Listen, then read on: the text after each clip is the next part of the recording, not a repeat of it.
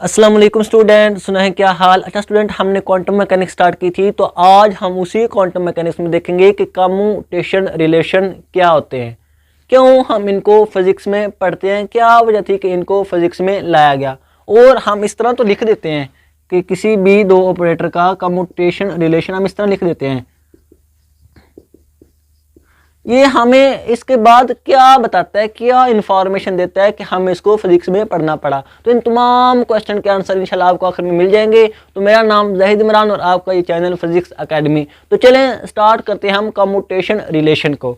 तो स्टूडेंट, हम बिल्कुल उसी तरह सबसे पहले देखेंगे कि दो ऑपरेटर का कम्यूटेशन रिलेशन होता क्या है। देन हम उसको देखेंगे कि क्या क्या इंफॉर्मेशन हम इससे ले सकते हैं, क्या क्या चीज़ें हमें ये प्रोवाइड करता है। तो जब भी हमने दो ऑपरेटर का कम्यूटेशन रिलेशन देखना तो हम उसको इस तरह रिप्रेजेंट करते हैं। ये हमारे पास ये सारे इसके ऊपर जो कैप होती है ये रिप्रेजेंट करती है कि ये वाली क्वांटिटी हमारे पास एक ऑपरेटर है। ये ऑपरेटर के फॉर्म में अगर मैं नाम भी लगाऊं तो उसका मतलब होगा कि वो ऑपरेटर ही होगा। और इसको हम इस तरह लिखते हैं कि ए और बी के ऑपरेटर को हम मल्टीपल कर देते हैं, फिर दरमियान में माइनस और फिर आ गया बी ए। ये होता है दो ऑपरेटर का कम्यूटेशन रिलेशन और ये बहुत ही इंपॉर्टेंट चीज़ है। एवं नहीं हम इसको पढ़ रहे हैं, इसके पीछे फिजिक्स है, इसके पीछे लॉजिक है, इसका यूज़ है, देन हम इसको पढ़ रहे हैं। अब हम देखते हैं कि क्या वजह थी कि हम इसको पढ़ रहे हैं, क्या इंफॉर्मेशन हम इसे कलेक्ट कर सकते हैं। ये हम इसको देखेंगे, इसके दो केस जब हम देखेंगे। पहला केस है कि जब दो ऑपरेटर कम्यूट हो रहे हो, तो इसका मतलब क्या होता है। तो जब भी दो ऑपरेटर कम्यूट हो रहे हो, उनका कम्यूटेशन रिलेशन कम्यूट हो, तो उस वक्त उनका जो कम्यूटेशन होता है उनका आंसर जीरो आता है। जब दो ऑपरेटर का कम्यूटेशन रिलेशन जीरो के बराबर आ जाए, उसका आंसर जीरो हो, तो उस वक्त हम कहते हैं कि इनका कम्यूटेशन रिलेशन आपस में कम्यूट हो गया। तो क्या मतलब कि जब दो ऑपरेटर का कम्यूटेशन रिलेशन आपस में कम्यूट हो जाए और उनका आंसर जीरो आ जाए, तो उस वक्त हम कहते हैं कि दो ऑपरेटर आपस में कम्यूट हो गए। ये हमारे पास हो गए कम्यूट, ये दोनों हो गए कम्यूट। अब फर्दर बात ये आती है कि जब दो ऑपरेटर कम्यूट हो तो इसका क्या मतलब। हम तो बस इतना पढ़ लेते हैं कि दो ऑपरेटर कम्यूट हो गए, क्या मतलब है इसका कि दो ऑपरेटर कम्यूट हो गए हैं। तो स्टूडेंट, इसके पीछे बहुत ही इंपॉर्टेंट और इंटरेस्टिंग बात है। जब भी दो ऑपरेटर आपस में कम्यूट हो जाए, उनका आंसर जीरो के इक्वल आ जाए, तो उन दोनों ऑपरेटर का जो वेव फंक्शन होता है वो हमारे पास सेम होता है। क्या स्टूडेंट, बात नोट कर लें, बहुत इंपॉर्टेंट बात। मैं समझाऊंगा कि ये क्या बात हुई। जब भी दो ऑपरेटर का जो वेव फंक्शन, दो ऑपरेटर हैं वो आपस में हो गए कम्यूट, उनका आंसर आ गया जीरो। तो जब दो ऑपरेटर का आंसर जीरो आ जाए, तो इसका मतलब वो दो ऑपरेटर, उनका वेव फंक्शन, उनके कोरोस्पोंडिंग जो वेव फंक्शन होगा वो सेम होगा। अब हम इसको लिखते हैं, ये एक ऑपरेटर ए है और ये बी है। तो जब ए ऑपरेटर, पहले याद रखना कि हर ऑपरेटर का एक कोरोस्पोंडिंग वेव फंक्शन होता है जिसको हम निकाल सकते हैं। हर जो ऑपरेटर है उसका एक वेव फंक्शन अपना होता है। हमने जब काइनेटिक एनर्जी ऑपरेटर और मोमेंटम ऑपरेटर देखा था, तो उसमें हमने मोमेंटम ऑपरेटर का भी वेव फंक्शन निकाला था और काइनेटिक एनर्जी का भी वेव फंक्शन निकाला था। इसमें मैं आपको बताऊंगा कि कैसे हम निकाल सकते हैं। पहले वो निकालें ताकि आपको समझ आ जाए कि हर ऑपरेटर का वेव फंक्शन होता है और वो हम कैसे निकाल सकते हैं। ये कम्यूट थे। अब हमें पता कि ये आइगन इक्वेशन तो सबने पढ़ी है, ये लैम्डा आ जाता है और ये साई। अब अगर हम बात करें मोमेंटम ऑपरेटर की, तो वो क्या होता है, मैंने सही होता है एच कैट, ये मोमेंटम ऑपरेटर होता है और इसका भी एक अपना वेव फंक्शन होता है। जब इस मोमेंटम ऑपरेटर को इसके कोरोस्पोंडिंग वेव फंक्शन के ऊपर अप्लाई करेंगे, तो देन हमें उस जो सिस्टम होगा उसकी मोमेंटम की वैल्यू मिल जाएगी। हर ऑपरेटर का एक अपना वेव फंक्शन होता है। हम ये निकालेंगे कि किस तरह इस ये ऑपरेटर का अपना वेव फंक्शन होगा। तो अगर हम इसको ये आयोटा किधर ले गए, तो ये बनेगा कि जब इधर आएगा तो 1 ओवर आयोटा हो जाएगा, और 1 ओवर आयोटा हमारे पास किसके इक्वल होता है, माइनस आयोटा के। 1 ओवर आयोटा माइनस आयोटा के, और ये जो माइनस माइनस है ये आपस में कट जाएंगी, तो वो बन जाएगा आयोटा ओवर एच कट, और साथ में हमने इसको ऐसे लिख दिया। अब ये इधर चला जाएगा और ये वेव फंक्शन इधर आ जाएगा। तो ये जब इधर आया तो ये 1 की फॉर्म में आ जाएगा, नीचे के फॉर्म में। ये डी साई, ये लैम्डा, आयोटा, ये सारी कांस्टेंट चीज़ें हैं, ऐसे आ जाएंगी। और ये हमारे पास पीछे बन जाएगा डी एक्स, ये जो वाला इधर आ जाएगा। अब हमने दोनों तरफ इंटीग्रेशन लेनी है। जब हमने इंटीग्रेशन ली तो 1 ओवर लैम्डा की नेचुरल लॉग आ गया, और ये हमारे पास सारी कांस्टेंट चीज़ें हैं, एच कट, और 1 की क्या आ जाती है, एक्स। इधर हमने, अब हमें चाहिए वेव फंक्शन। ये क्या था, वेव फंक्शन 1 ओवर, ये साई था स्टूडेंट, ये साई था, ये साई इधर आया नीचे, तो ये क्या आ जाएगा, साई। जब हमने नेचुरल लॉ को ख़त्म करना है तो हम दोनों तरफ एक्सपोनेंशियल लेंगे, तो हम फाइनली हमारे पास जो साई आएगा वो ये सारा ओवर एच कट और साथ में एक्स आ जाएगा। ये होता है मोमेंटम ऑपरेटर का वेव फंक्शन। हर ऑपरेटर का वेव फंक्शन एक अलग होता है। अब अगर हमें क्या चाहिए, मोमेंटम ऑपरेटर क्या प्रोवाइड करता है, हमें प्रोवाइड करता है मोमेंटम की वैल्यू। तो अगर हमारे पास ये लैम्डा प्रोवाइड करता है, तो अगर हमने यहाँ से लैम्डा निकालना हो तो इस वेव फंक्शन ऑपरेटर को पकड़ो, इसके ऊपर अप्लाई कर दो, तो ये हमें लैम्डा की वैल्यू प्रोवाइड कर देगा। ये फायदा होता है। तो यहाँ से क्या पता चला कि हर क्वांटम ऑपरेटर का एक वेव फंक्शन होता है। ये बात इधर से हमें पता चल गई। अब हम वापस आते हैं। हमने कहा कि जब दो ऑपरेटर का कम्यूटेशन रिलेशन 0 के इक्वल आ जाए, कम्यूट हो जाए, तो उसका मतलब उनका वेव फंक्शन सेम है। अब बात आई उन दोनों ऑपरेटर का वेव फंक्शन सेम होगा कैसे। अब ये एक ए ऑपरेटर था, ये इस साई के ऊपर अप्लाई हुआ और इसने लैम्डा 1 की वैल्यू दी और साई ऐसे आ गया।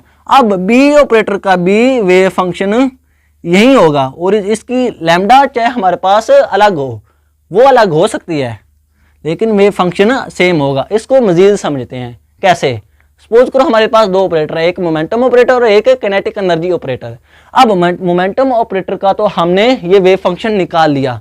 अब अगर हमें चाहिए किनेटिक एनर्जी का वेव फंक्शन, ताकि हम उससे तमाम चीज़ें निकाल सकें जो कि क्वांटम पार्टिकल के लिए ज़रूरी होती है, तो हम क्या तकनीक अप्लाई करेंगे, हम उन दोनों ऑपरेटर का कम्यूटेशन लेंगे, मोमेंटम ऑपरेटर और किनेटिक एनर्जी ऑपरेटर का। अगर तो वो आ गया 0 के इक्वल, स्टूडेंट क्या, अगर तो वो आ गया 0 के इक्वल, तो इसका मतलब मोमेंटम ऑपरेटर और किनेटिक एनर्जी ऑपरेटर का वेव फंक्शन सेम होगा। किनेटिक एनर्जी ऑपरेटर का भी वेव फंक्शन फिर यही होगा, चाहे ये मोमेंटम ऑपरेटर का है, लेकिन दोनों ऑपरेटर आपस में कम्यूट हो गए, उनका आंसर 0 आ गया, तो उस वक्त वेव फंक्शन सेम हो जाएगा दोनों ऑपरेटर के लिए। अब अगर किनेटिक एनर्जी ऑपरेटर और मोमेंटम ऑपरेटर कम्यूट हो गए, उनका आंसर 0 आ गया, तो इसका मतलब मोमेंटम ऑपरेटर के लिए भी ये वेव फंक्शन है। तो किनेटिक एनर्जी, सॉरी स्टूडेंट, हमारे पास वो लाइट चली गई थी, तो हमने कहाँ बात छोड़ी थी, हमने ये कहा था कि हमारे पास किनेटिक एनर्जी ऑपरेटर और मोमेंटम ऑपरेटर लें, अगर वो दोनों आपस में कम्यूट हो गए, उनका कम्यूटेशन रिलेशन 0 के इक्वल आ गया, तो इसका मतलब दोनों ऑपरेटर के लिए जो वैल्यू होगी आइगन स्टेट की, स्टेट वेक्टर की, वो सेम होगी। हमें एक स्टेट वेक्टर के लिए सिर्फ और सिर्फ वैल्यू निकालनी पड़ेगी, ताकि जब हम किनेटिक एनर्जी ऑपरेटर का वेव फंक्शन चाहिए होगा तो दोनों को कम्यूट करेंगे, अगर आंसर सेम तो दोनों का वेव फंक्शन भी सेम आ जाएगा। ये फायदा होता है हमें कम्यूटेशन रिलेशन पढ़ने का, इसीलिए हम इसको पढ़ते हैं। हम ऐसे नहीं ये इक्वेशन को लिख देते हैं, इस छोटी सी इक्वेशन के पीछे छोटी सी जो रिलेशन है, इसके पीछे ये वाली फिजिक्स थी कि जब दो ऑपरेटर का कम्यूटेशन रिलेशन सेम आ जाए, तो इसका मतलब वो जो दो ऑपरेटर है उनका वेव फंक्शन भी सेम होगा। अगर कम्यूट हो जाए तो उनका वेव फंक्शन जो हमारे पास होगा वो सेम होगा। ये तो था पहला केस, जब दोनों कम्यूट हो गए। अब देन नेक्स्ट हम देखते हैं कि जब दोनों का जो रिलेशन है वो कम्यूट ना हो, उनका आंसर 0 ना आए, तब क्या होगा।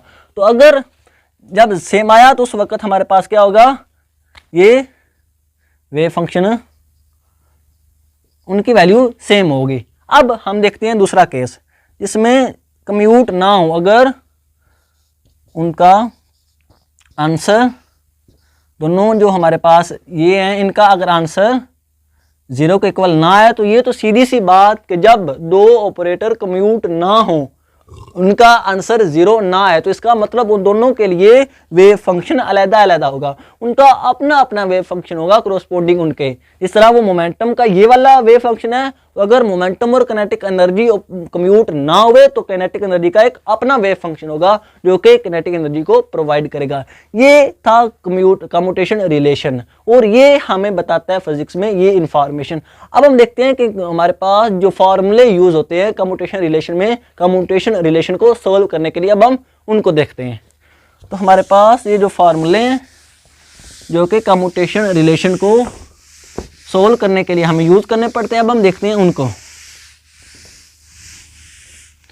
तो सबसे पहले तो ये फार्मूला है कि ए और बी अगर दो कम्यूट हो रहे हैं तो इनका हम इसको ऐसे लिख सकते हैं, ये फार्मूला सिंपली सा। अब अगर हमारे पास मल्टीपल हो रहा हो कोई कांस्टेंट, जैसे कि हमारे पास लैम्डा है आइगन वैल्यू, वो मल्टीपल हो रही है किसके साथ, इसके बी के साथ, तो हम सिंपली क्या करेंगे, इस लैम्डा को उठा के बाय रख देंगे क्योंकि ये एक कांस्टेंट वैल्यू है, इसका कोई इफेक्ट नहीं आ रहा, तो इसको हम उठा के बाय रख देंगे। अब तीसरा जो हमारे पास तीसरा जो कम्यूटेशन रिलेशन है वो ये है कि ए और बी का जो कम्यूटेशन रिलेशन है वो कभी भी बराबर नहीं होगा आपस में, बी और ए के।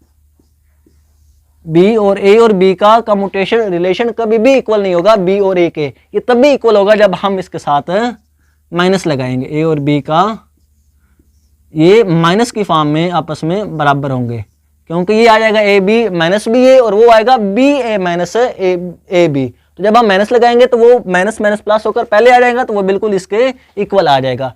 देन हम देखते हैं नेक्स्ट जो चौथा फार्मूला हम यूज करेंगे इस कम्यूटेशन रिलेशन को निकालने के लिए, वो ये है कि अगर ए प्लस बी है कोई ऑपरेटर के फॉर्म में और वो सी के साथ कम्यूट हो रहा है, तो अब हम इसको करेंगे ए और सी को हम कम्यूट करेंगे, प्लस आ जाएगा और फिर बी और सी को। ये फार्मूला हम लगाएंगे अगर हमारे पास कुछ इस तरह का कम्यूटेशन रिलेशन हुआ। ये बिल्कुल वो मल्टीप्लिकेशन वाली सीन है, ये ब्रैकेट में आ जाएगा इस तरह, ये x प्लस वाई है और ये साथ में कोई मल्टीपल हो रहा है, तो ये c पहले इसके साथ मल्टीपल होगा फिर प्लस, फिर ये c इसके साथ y के साथ, तो बिल्कुल a पहले c के साथ कम्यूट होगा, दरमियान में प्लस आएगा, फिर b और c कम्यूट होंगे। अब जो पांचवा फार्मूला है वो हम देखते हैं कि अगर a जो कम्यूट हो b प्लस c के साथ, तो वो भी हम बिल्कुल इसी तरह लिखेंगे कि a और b जो दोनों कम्यूट होंगे प्लस आएगा और फिर a और c आपस में कम्यूट होंगे। ये तो था प्लस की फॉर्म में। अब हम देखते हैं कि अगर हमारे पास मल्टीप्लिकेशन की फॉर्म में कुछ आ जाए देन हम कौन सा फार्मूला यूज करेंगे। अगर हमारे पास दो ऑपरेटर आपस में मल्टीपल हो रहे हो और देन वो किसी दूसरे ऑपरेटर के साथ कम्यूट हो, तो देन हम इसको कैसे ओपन करेंगे। तो ये इक्वल आएगा पहले ए और सी आएगा और बी हमारे पास ऐसे बाहर आ जाएगा, बी एक दफा बाहर, ए और सी आपस में कम्यूट हो गए। अब बारी किसकी है, बाहर आने की, ए की, प्लस लिखेंगे, ए ऐसे बाहर आ गया, ए ऐसे बाहर आ गया और अब किसकी बारी है, बी और सी के कम्यूट होने की। तो देन जब दो मल्टीपल हो रहे हो तो उसको हम इस तरह लिखेंगे। और याद रखना सेम ऑपरेटर का कम्यूटेशन रिलेशन जीरो होता है। ये बहुत इंपॉर्टेंट एमसीक्यूज है कि जब दो ऑपरेटर सेम हो, उनकी सेम वैल्यू हो, तो उनका कम्यूटेशन रिलेशन जीरो होता है। जब दोनों सेम हो तो वो आपस में कम्यूट होते हैं और ज़ाहिर बात है जब कम्यूट हो तो इनका वेव फंक्शन भी सेम होगा। ये हमने इसी से निकाला था कि सेम वेव फंक्शन का कम्यूटेशन रिलेशन क्या है, जीरो। कम्यूट जब सेम है तो इनका वेव फंक्शन भी सेम होगा। तो जब दो डिफरेंट वेव फंक्शन भी आपस में कम्यूट हो तो उनका वेव फंक्शन भी हमारे पास सेम होता है। ये था कम्यूटेशन रिलेशन और ये फार्मूले। आई होप इस हवाले से आपके सारे कंसेप्ट क्लियर हो गए। आज के लिए इतना ही, इंशाल्लाह मिलेंगे अगली वीडियो में। ओके, अल्लाह हाफिज़।